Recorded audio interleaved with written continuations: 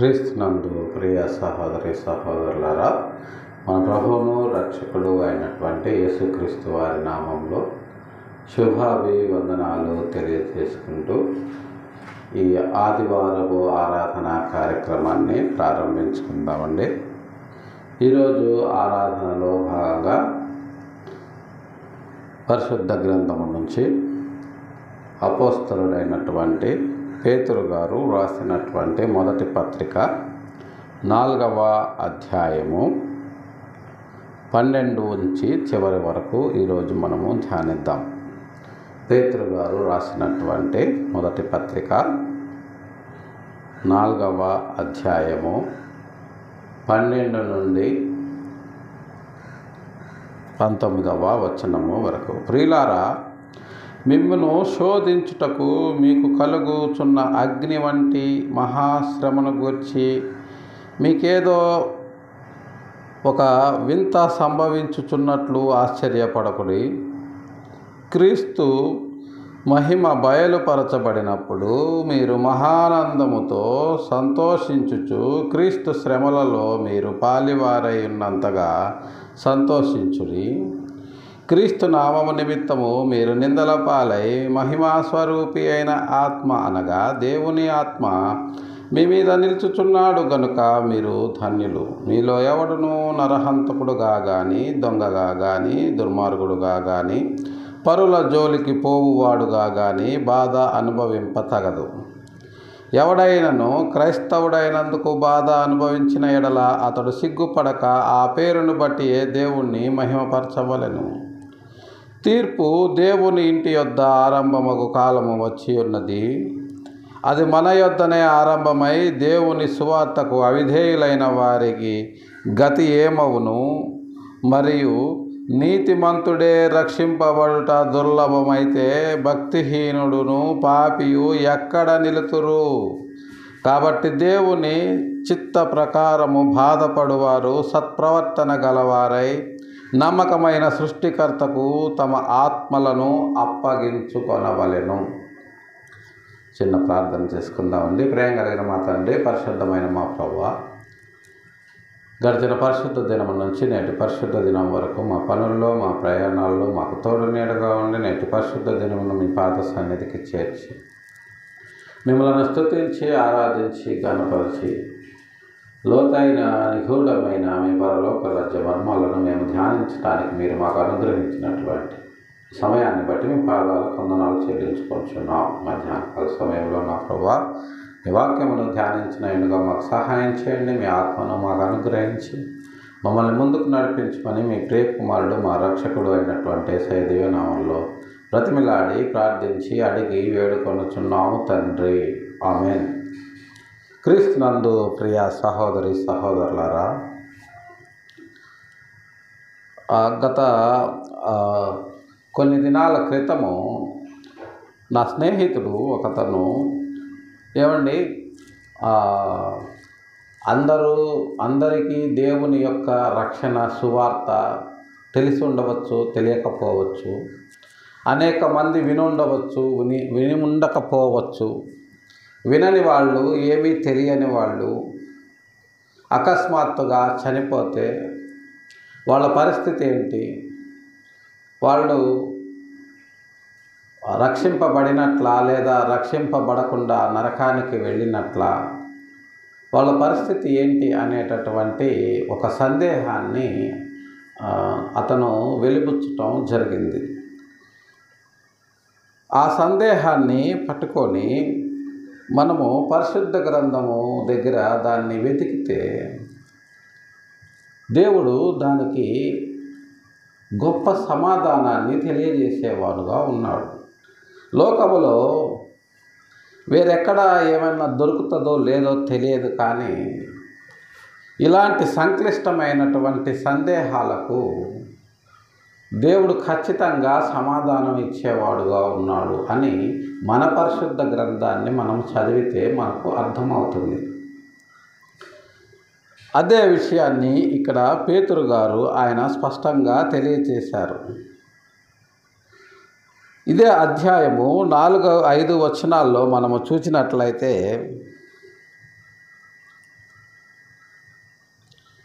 ఇది దేవుడు అంటే ఏమిటో తెలియని వాళ్ళ విషయాన్ని మనము గమనించినట్లయితే మనము పోకిరి చేష్టలు, దురాశలు, మద్యపానము, అల్లరితో కూడిన ఆటపాటలు, త్రాగుబోతుల విందులు, చేయదగని విగ్రహ పూజలు మొదలైన వాటి యందు నడుచుకొనుచు అన్యజనుల ఇష్టము నెరవేర్చుటుండుటకై గతించిన కాలమే చాలును.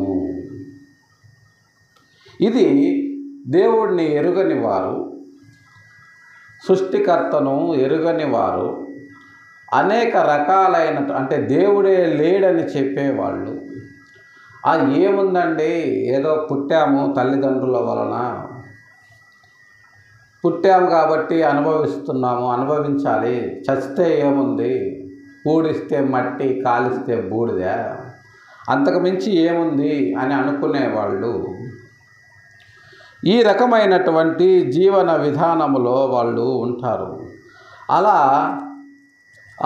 బతికినంతకాలము అనుభవించి చనిపోవాలి, చస్తే ఇంకా ఏమీ ఉండదు, పూడిస్తే మట్టి అయిపోతాము, కాలిస్తే బూడిదైపోతాము అని అనుకునేటటువంటి వాళ్ళు ఏం చేస్తున్నారు అంటే అపరిమితమైన ఆ దుర్వ్యాపారమునందు తమతో కూడా మీరు పోయినందుకు వారు ఆశ్చర్యపడుచు మిమ్మును దూషించుచున్నారు.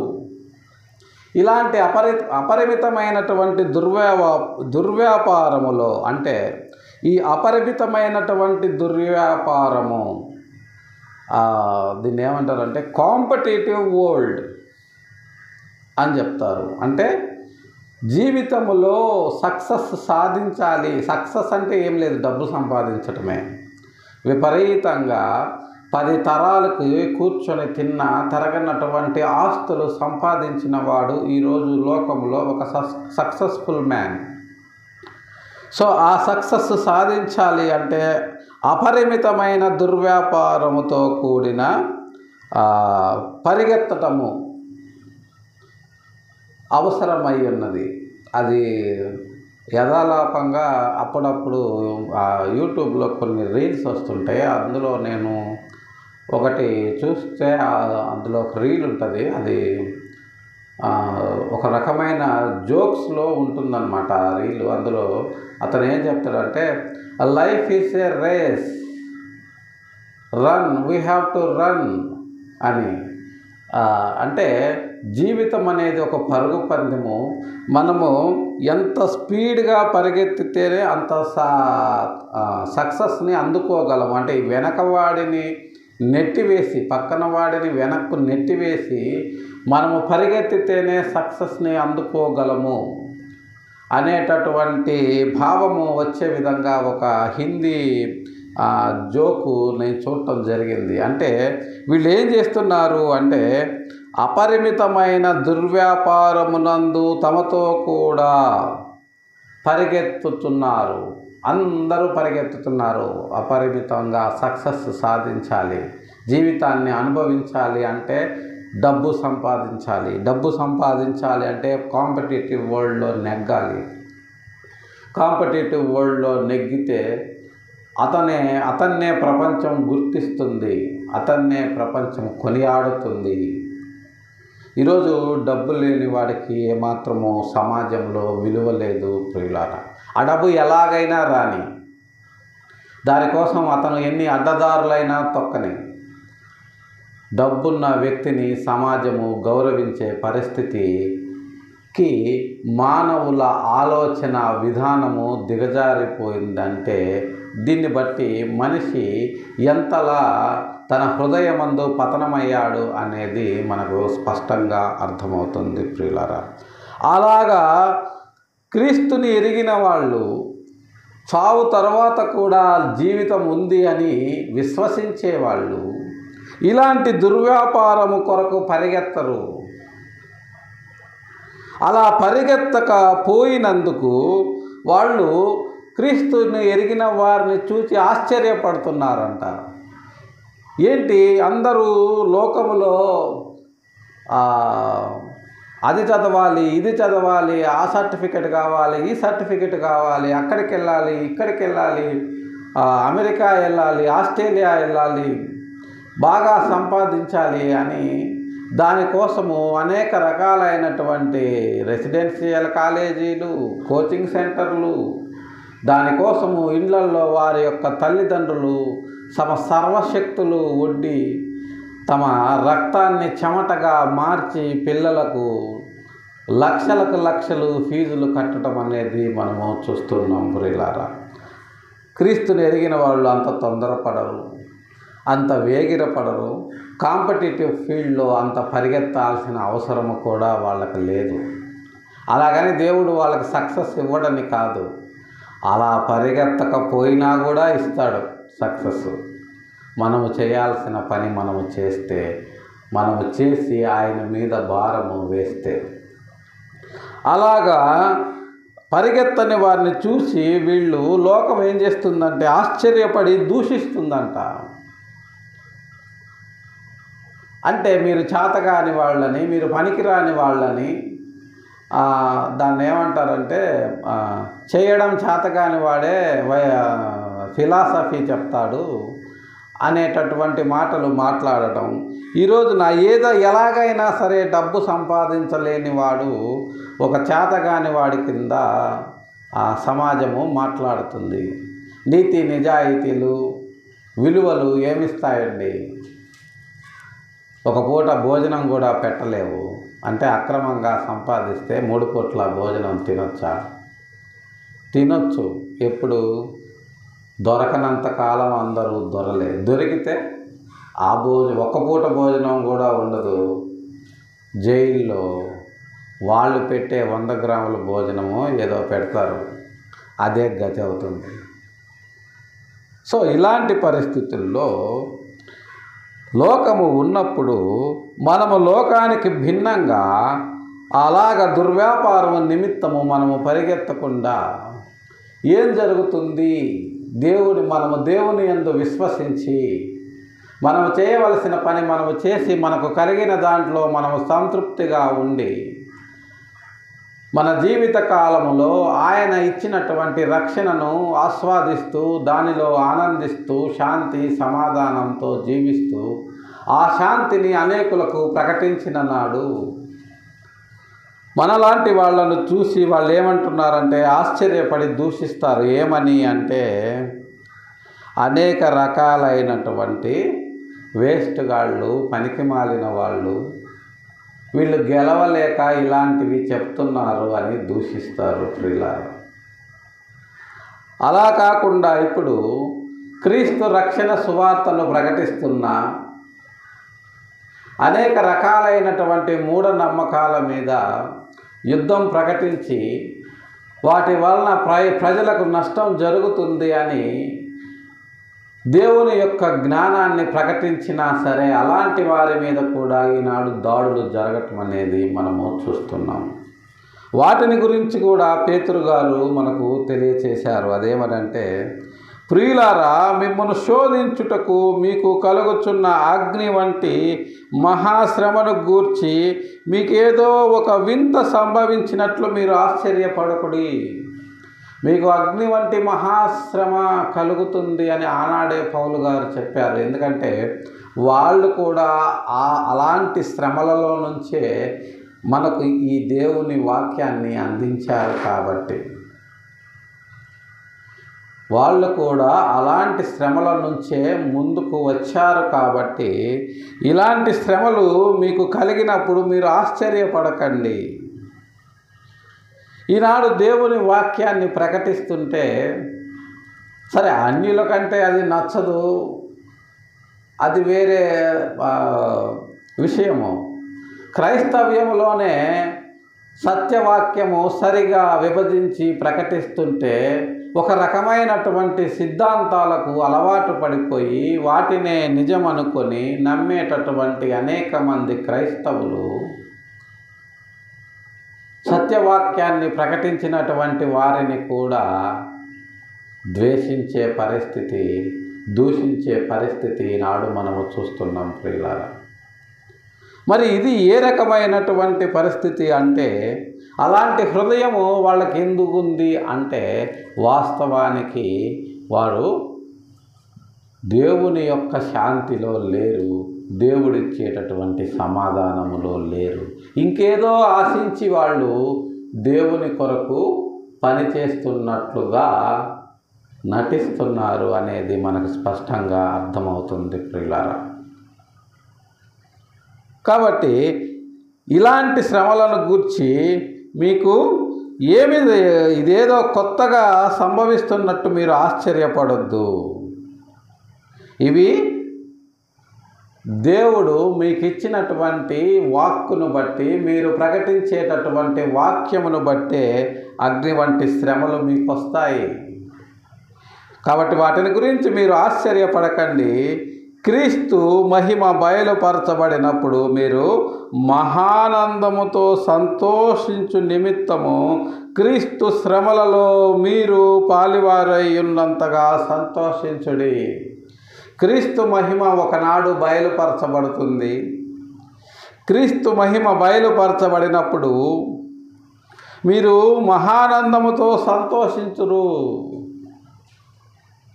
ఈనాడు అనేక మంది మిమ్మలను దూషించవచ్చు, అనేక మంది మిమ్మలను ద్వేషించవచ్చు, అనేక మంది మీ ఉనికినే లేకుండా చేయాలని ప్రయత్నించవచ్చు, అనేక మంది మీరు మాట్లాడకుండా మీ నోరు నొక్కివేయాలని ప్రయత్నించవచ్చు, అనేక మంది మీరు మాట్లాడటానికి అవకాశాలు లేకుండా చేయాలని ప్రయత్నించవచ్చు. అయినా సరే సర్వాధికారి సర్వసృష్టికర్త అయిన దేవుడు ఆయన మిమ్మును విడువడు, ఎడబాయడు. ఆయన మహిమ బయలుపరచు నప్పుడు మీరు మహదానందముతో సంతోషించు నిమిత్తము క్రీస్తు శ్రమలలో మీరు పాలివారై ఉన్నంతగా సంతోషించండి. మీకొచ్చే శ్రమలు, మీకొచ్చే దూషణలు, మీకు ఎదురయ్యేటటువంటి ద్వేషము, హేట్రేట్ క్రీస్తుకు ఎదురైనటువంటి హేట్రేట్ కంటే, క్రీస్తుకు ఎదురైనటువంటి శ్రమల కంటే, క్రీస్తుని దూషించిన దూషణల కంటే పెద్దవేమీ కాదు. క్రీస్తు అనుభవించిన శ్రమల ముందు మనము అనుభవించే శ్రమలు చాలా చిన్నవి. అందుకనే ఇలాంటి పరిస్థితులు మనకు ఎదురైనప్పుడు ఆయనను మనము గుర్తు చేసుకుంటే ఆయన పడిన శ్రమల ముందు నాకు ఎదురయ్యే శ్రమలు ఎంత అనేటటువంటి ఒక సమాధానము, ఒక నెమ్మది మనకు కలుగుతుంది. నేనేదో తెగ బాధపడిపోతున్నాను, నన్ను అలా అంటున్నారు, నన్ను ఇలా అంటున్నారు అని బాధపడే మొదలు ఆయన్ని గుర్తు చేసుకుంటే ఆయనను మనకంటే 1000 రెట్లు ఎక్కువ అన్నారు, ఆయనను మనకంటే 1000 రెట్లు ఎక్కువ హింసించారు, ఆయనను మనకంటే 1000 రెట్లు ఎక్కువ దూషించారు, ఆయనను ఏకంగా మనకంటే 1000 రెట్లు ఎక్కువ హింసించి చంపేశారు. ఈనాడు చాలామంది చావు అనేది తథ్యమని తెలుసుకొని, లేదండి నేను ప్రశాంతంగా చనిపోవాలనుకుంటున్నాను అంటారు. నా చావు నెమ్మదిగా ఉండాలని ఇంకొకరు అనుకుంటారు. ఇంకొంతమంది నా కుటుంబ సభ్యులందరూ చూస్తుండగా నా ప్రాణం పోవాలని ఇంకొంతమంది అనుకుంటారు. ఇలా చావులో కూడా సుఖాన్ని వెతుక్కునేటటువంటి మనుష్యులు యేసుక్రీస్తు వారి చావును గురించి మాట్లాడితే వణికిపోతారు. ఆయన సుఖంగా చనిపోయాడా? ఎంత భయంకరంగా హింసించి ఆయన్ని చంపారు. శరీరంలో ఒక రక్తపు చుక్క కూడా ఉండకుండా పిండేశారు. ఆ శరీరాన్నేమో నేలను దున్నినట్టు దున్నేశారు. ఇక తిట్లు, దూషణలు అయితే ఇంకా చెప్పనక్కర్లేదు. మరి ఇలాంటి చావు ఎవరైనా కోరుకుంటారా? కోరుకోరు. మరి ఏం చేశాడని ఆయన్ని అంతలా చంపారు అంటే ఆయన ఏం చేయలేదు. ఆయన యందు నాకు ఏ దోషము కనబడలేదని పిలాతు ఆయన గురించి సాక్ష్యం ఇచ్చాడు. అయినా చంపారు. చంపాల్సిన పరిస్థితులు క్రియేట్ చేశాడు దేవుడు. ఎందుకంటే మన పాపముల నిమిత్తము, మన అపరాధముల నిమిత్తము ఆయన చనిపోవలసి వచ్చింది. కాబట్టి ఆయనకు వచ్చినటువంటి శ్రమల ముందు మనకొచ్చేటటువంటి శ్రమలు చాలా చిన్నవని, ఆయన శ్రమలలో మీరు పాలివారై ఉన్నంతగా సంతోషించుడి. క్రీస్తు నామము నిమిత్తము మీరు నిందల పాలైన ఎడల మహిమా స్వరూపి అయిన ఆత్మ అనగా దేవుని ఆత్మ మీ మీద నిలుచుచున్నాడు గనుక మీరు ధన్యులు. ఎవరైనా సరే క్రీస్తును బట్టి మిమ్మల్ని నిందిస్తే, దేవుని వాక్యమును బట్టి మిమ్మల్ని నిందిస్తే, దేవుని వాక్యమును బట్టి మీ మీద ఆరోపణలు చేస్తే,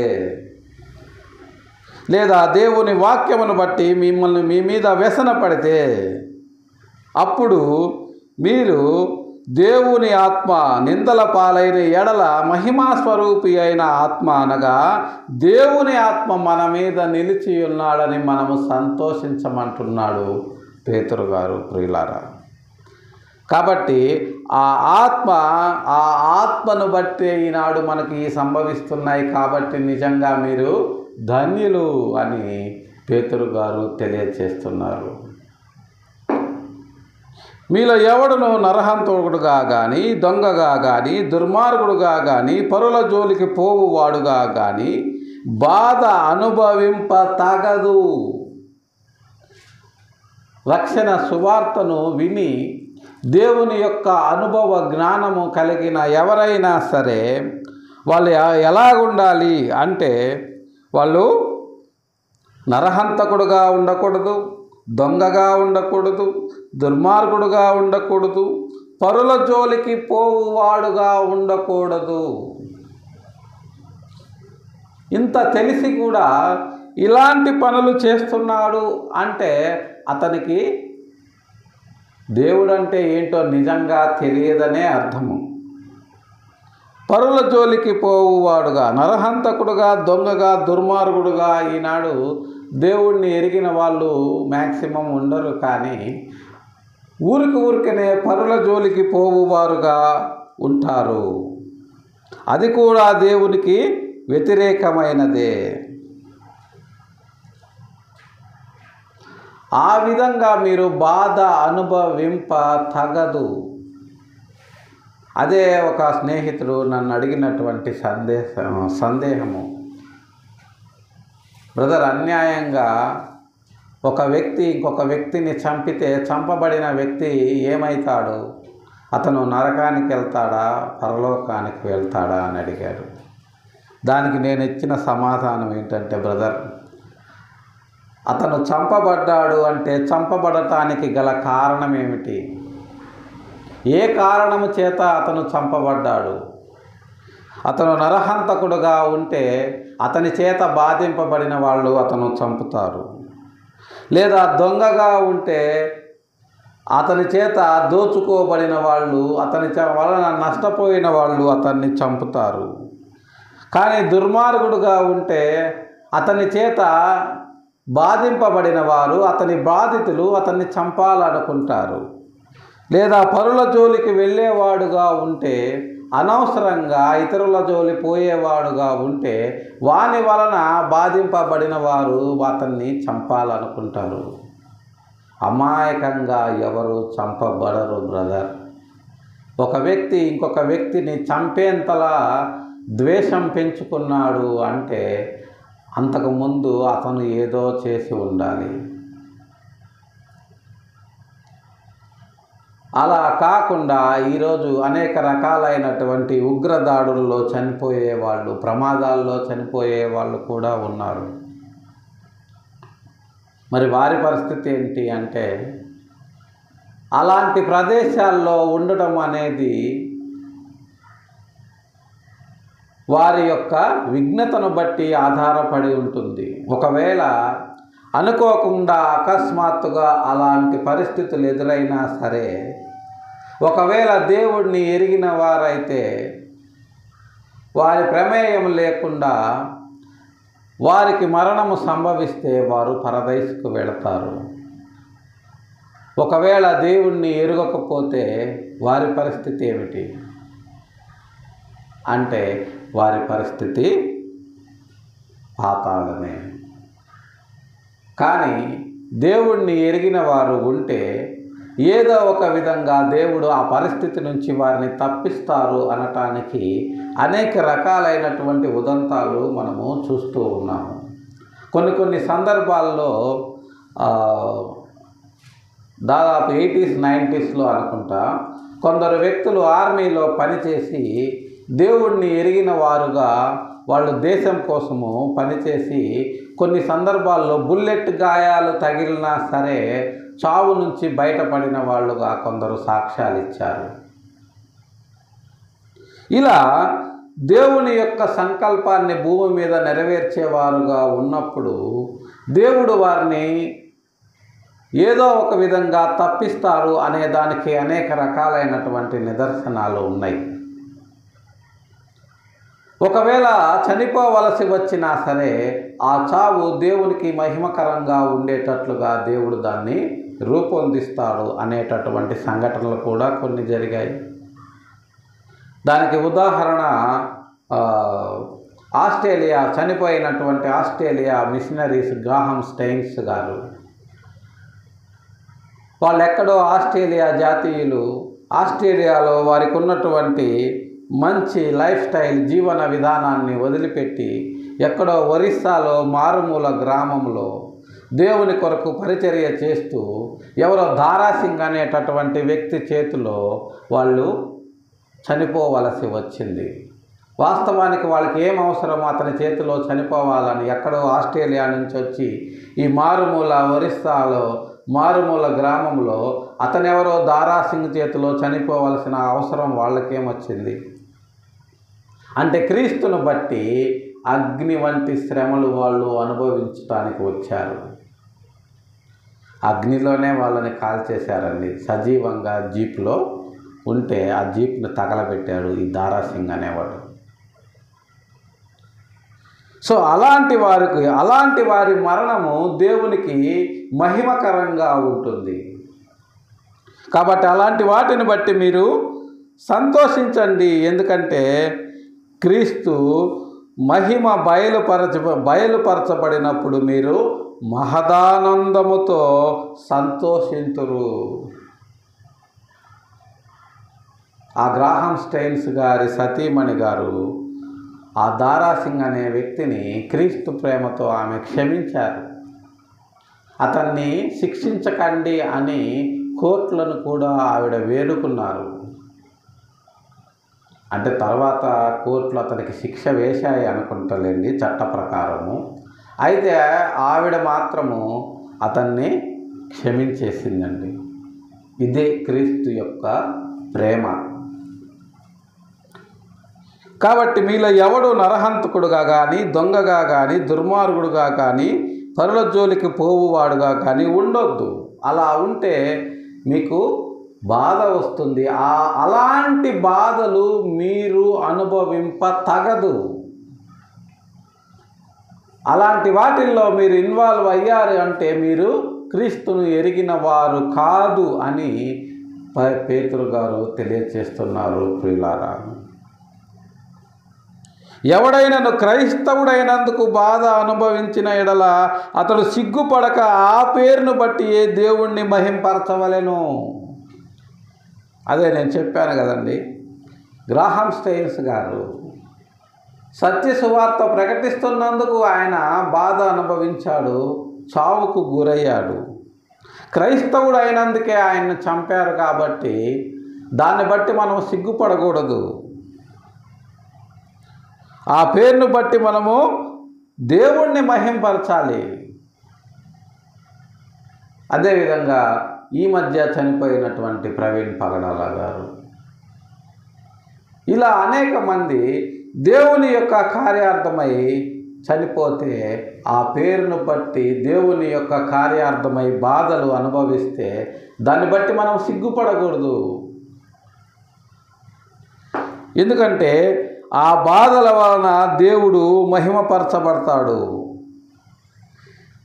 ఇతను క్రైస్తవుడు కాబట్టే ఇతన్ని మేము హింసిస్తున్నాము, ఇతడు క్రైస్తవుడు కాబట్టే ఇతన్ని మేము ద్వేషిస్తున్నాము అంటే క్రైస్తవుడు అనే పేరును బట్టి మీరు దేవుడిని మహిమపరుస్తున్నారు అని పేతురు గారు తెలియచేస్తున్నారు ప్రియులారా. తీర్పు దేవుని ఇంటి యొద్ద ఆరంభమగు కాలము వచ్చి ఉన్నది. అది మన యొద్దనే ఆరంభమైతే దేవుని సువార్తకు అవిధేయులైన వారి గతి ఏమవును?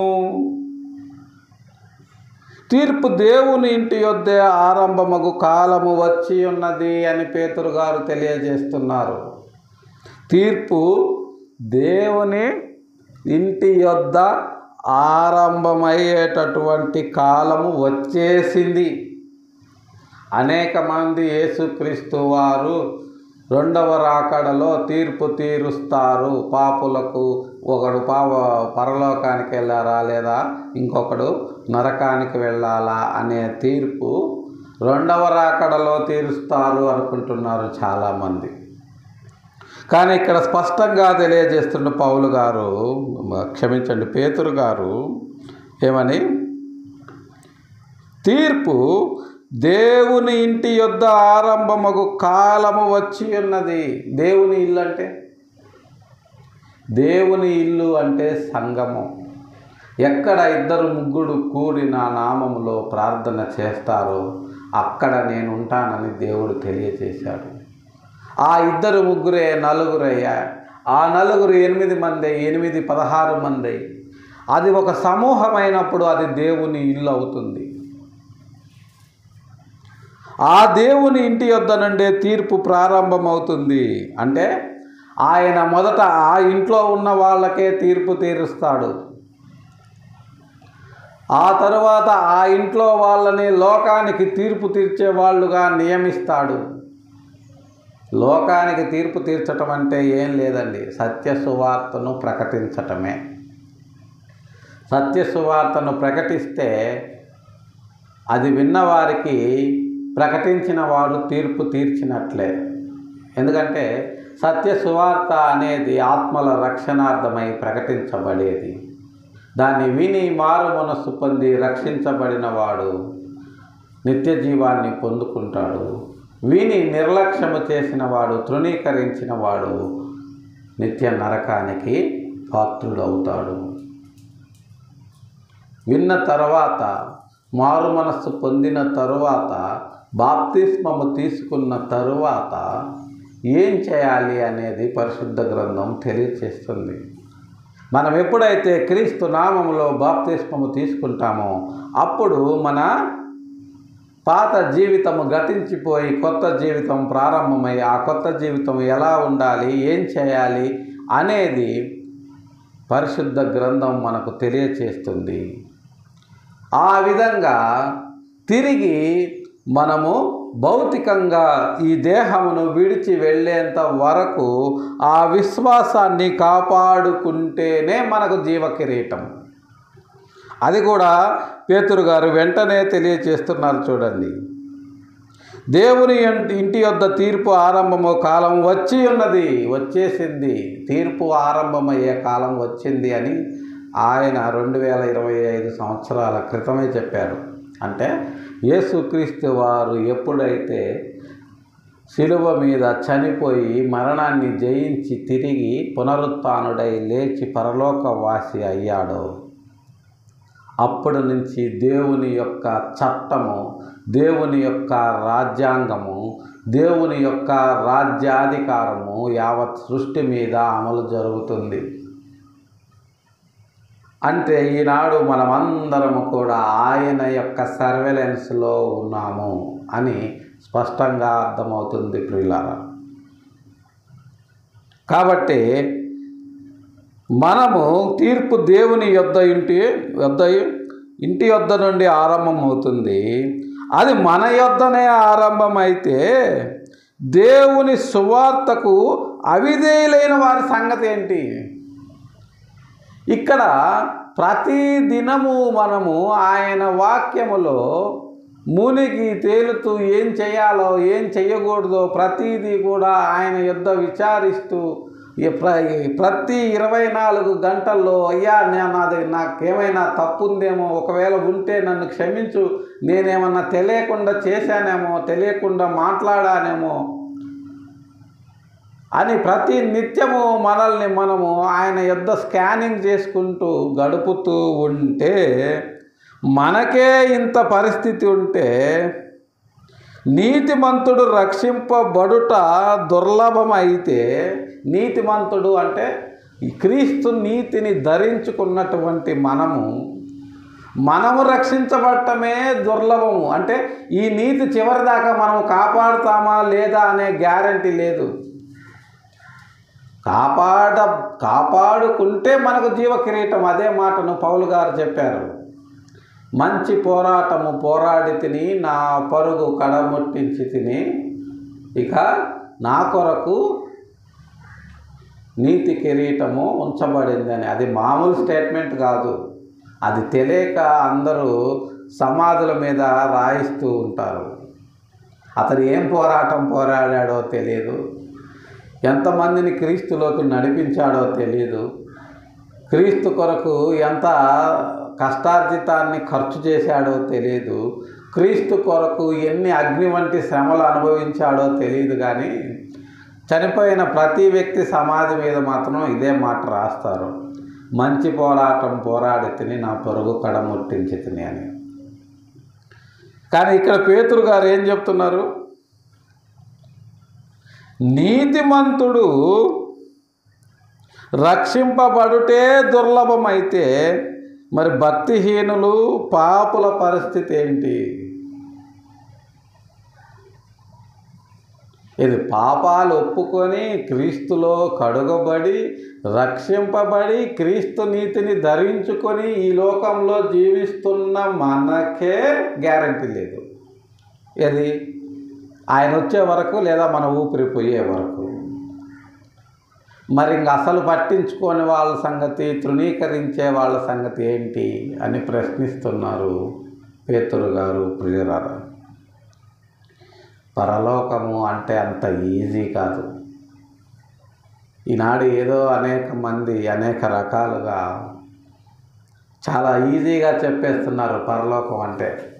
నమ్మి బాప్తిస్మము పొందినవాడు రక్షించబడను, నమ్మని వానికి శిక్ష విధింపబడను, నమ్మేవా దా మునుగు అని. అంటే ఒక రకమైనటువంటి హేళన అయిపోయింది ప్రజలారా క్రీస్తు రక్షణ సువార్త ఈనాడు క్రైస్తవ్యంలో. అన్యుల సంగతి వదిలేయండి.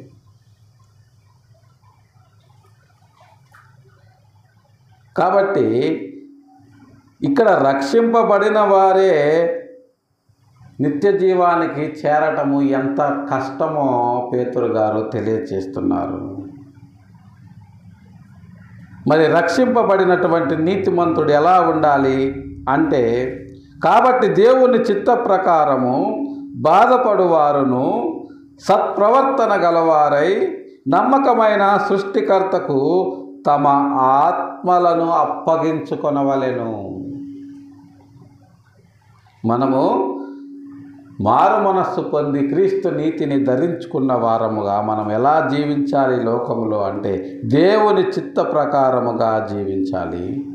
దేవుని చిత్త ప్రకారము బాధలు ఎదురైతే అనుభవించాలి. దేవుని పనిలో నిందలు ఎదురైతే అనుభవించాలి. దేవుని పనిలో కష్టాలు ఎదురైతే అనుభవించాలి. దేవుని పనిలో మన తరపు వారే మనల్ని ఇబ్బంది పెట్టినా అనుభవించాలి. వాటిని దాటుకొని ముందుకు వెళ్ళాలి. అది ఎలా వెళ్ళాలి? దానికి కావలసినటువంటి మానసిక స్థైర్యాన్ని దేవుడు ఆయన మనకు అనుగ్రహించేవాడుగా ఉన్నాడు. కాబట్టి మనము బాధపడినా సరే మన సత్ప్రవర్తనని కోల్పోకుండా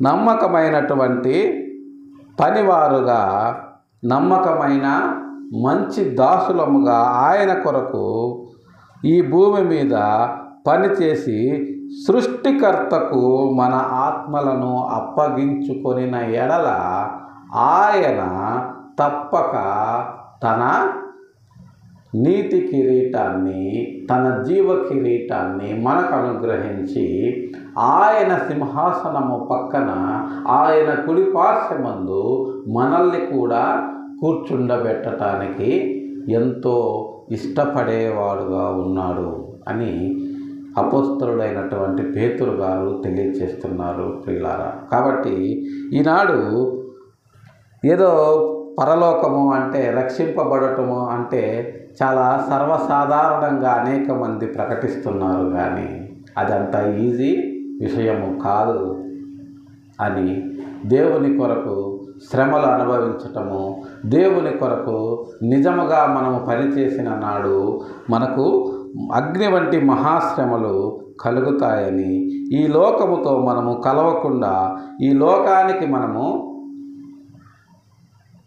సపరేట్ అయ్యి ప్రత్యేక పలచబడిన వారముగా దేవుని యొక్క కన్సర్న్లో మన బ్రతుకులు ఉన్ననాడు ఈ లోకము మాతో కలవనందుకు, అందరిలాగా మనము లేనందుకు ఆశ్చర్యపడుతూ మనల్ని దూషించుచున్ననాడు ఆయన్ని బట్టి మనము సంతోషిస్తూ ఆయన ఇచ్చేటటువంటి నిత్య జీవము కొరకు ముందుకు నడవవలసిందిగా మన ప్రభువును రక్షకుడు అయినటువంటి యేసుక్రీస్తు వారి నామములో ప్రేమపూర్వకంగా తెలియజేస్తూ ఈ కొద్ది మాటలు దేవుడు మన వెనుకడిలో దీవించినట్లు ప్రార్థన చేసుకుందాం. ప్రేమ కలిగిన మా తండ్రి, పరిశుద్ధమైన మా ప్రభువా, గడిచిన పరిశుద్ధ దినం నుంచి నేటి పరిశుద్ధ దినం వరకు మా పనుల్లో మా ప్రయాణాల్లో మాకు తోడు నీడగా ఉండి నేటి పరిశుద్ధ దినమున మీ పాద సన్నిధికి చేర్చి మిమ్మల్ని స్తుతించి ఆరాధించి గణపరిచి నిగూఢమైన మీ పరలోక రాజ్య వర్మాలను మేము ధ్యానించడానికి మీరు మాకు అనుగ్రహించినటువంటి సమయాన్ని బట్టి మీ పాదాలకు వందనాలు చెల్లించుకొచ్చున్నాం. ఈ మధ్యాహ్న కాల సమయంలో నా ప్రభా, మీ దాసుడు గొప్ప అపోస్తలుడు అయినటువంటి నా తండ్రి పేతురు గారి ద్వారా మీరు మాకు తెలియజేసిన విధంగా నా తండ్రి, ఈనాడు నా ప్రభా మీ పనిలో మేము కొనసాగుతుండగా నా తండ్రి ఈ లోకములో ఉన్న దుర్వ్యాపారము కొరకు పరిగెత్తక మేము ప్రత్యేకించబడి నా తండ్రి మీ పనిలో మీ యొక్క కార్యక్రమాలలో నా తండ్రి మేము ఉంటూ శాంతితో సమాధానముతో నెమ్మదిగా కొనసాగుతున్నటువంటి పరిస్థితుల్లో ఈ లోకము వారిలాగా మేము ఉండకపోవటం చూసి ఆశ్చర్యపడి మమ్మలను దూషిస్తున్నా కూడా మిమ్మల్ని బట్టి మేము ఆనందిస్తున్నా ప్రభువా. మీ పనిలో మాకు ఎదురయ్యేటటువంటి అగ్ని వంటి శ్రమలను కూడా నా తండ్రి సంతోషముగా అనుభవిస్తూ, ఎందుకంటే మాకు ఎదురయ్యే శ్రమల కంటే కొన్ని వందల రెట్లు ఎక్కువైనటువంటి గొప్పవైనటువంటి శ్రమలు అనుభవించారు మాకంటే ముందే మీరు అని ఎరిగిన వారమైన ప్రభువా, మిమ్మల్ని బట్టి నా తండ్రి మేము సమాధాన పడుతూ నెమ్మది పడుతూ ఆ శ్రమలను అధిగమిస్తూ ఒక్కొక్కటిగా నా తండ్రి దాటుకుంటూ ముందుకు వెళుతున్నటువంటి మమ్ములను నా ప్రభువా మీ బలమైన హస్తములతో కాపాడి సంరక్షించి మా మార్గములను సరళము చేసి ముందుకు నడిపిస్తున్న మీ ప్రేమకై నా తండ్రి మీ పాదాలకు కృతజ్ఞతాస్తుతులు చెల్లించుకుంటున్నాం. మధ్యాహ్న కాల సమయంలో నా ప్రభువా, దిక్కులేని వారి కొరకు, దీన దరిద్రుల కొరకు, విధవరాల కొరకు మీ పాద సన్నిధిలో విజ్ఞాపన చేయించున్నాం. సహాయం చేయండి. వారి వారి అవసరతలు అక్కర్లన్నింటినీ తీర్చి మీరు ఘనత మహిమ ప్రభావాలు పొందగలరని, అలాగనే నా ప్రభువా మధ్యాహ్న కాల సమయంలో నా తండ్రి వ్యాధి బాధలతో బాధపడుతూ స్వస్థత కొరకు మీకు మొరపెట్టుచున్న వారి విషయమై మీ పాద సన్నిధిలో విజ్ఞాపన చేయుచున్నాం. సహాయం చేయండి. మీ చిత్తమైతే మీ గాయపడ్డ హస్తముతో వారిని ముట్టి వారికి స్వస్థతను అనుగ్రహించగలరని, అలాగనే నా ప్రభువా ఈ మధ్యాహ్న కాల సమయంలో నా తండ్రి సార్వత్రిక సంఘంలో జరుగుతున్నటువంటి అనేకమైన ఆరాధనల విషయమై మీ పాద సన్నిధిలో విజ్ఞాపన చేయుచున్నాం. సహాయం చేయండి. మీ వాక్యము విరివిగా విత్తబడి అనేకుల హృదయాల్లో కార్యము జరిగించినట్టు సహాయము చేయగలరని, గడిచిన 24 గంటల్లో గడవబోయే 24 గంటల్లో తెలుసో తెలియకో మీకు ఆయాసకరమైన మార్గం ఏదైనా మా జీవితాల్లో ఉన్న ఎడల దయతో మమ్మల్ని క్షమించి మన్నించగలరని, మీ చిత్తమైతే మరి యొక్క పరిశుద్ధ దినాన్ని మాకు అనుగ్రహించి మమ్మల్ని ముందుకు నడిపించమని మీ ప్రియకుమారుడు మా రక్షకుడు అయినటువంటి యేసయ్య దివ్యనామంలో బ్రతిమిలాడి ప్రార్థించి అడిగి వేడుకొనుచున్నాము తండ్రి. ఆమేన్.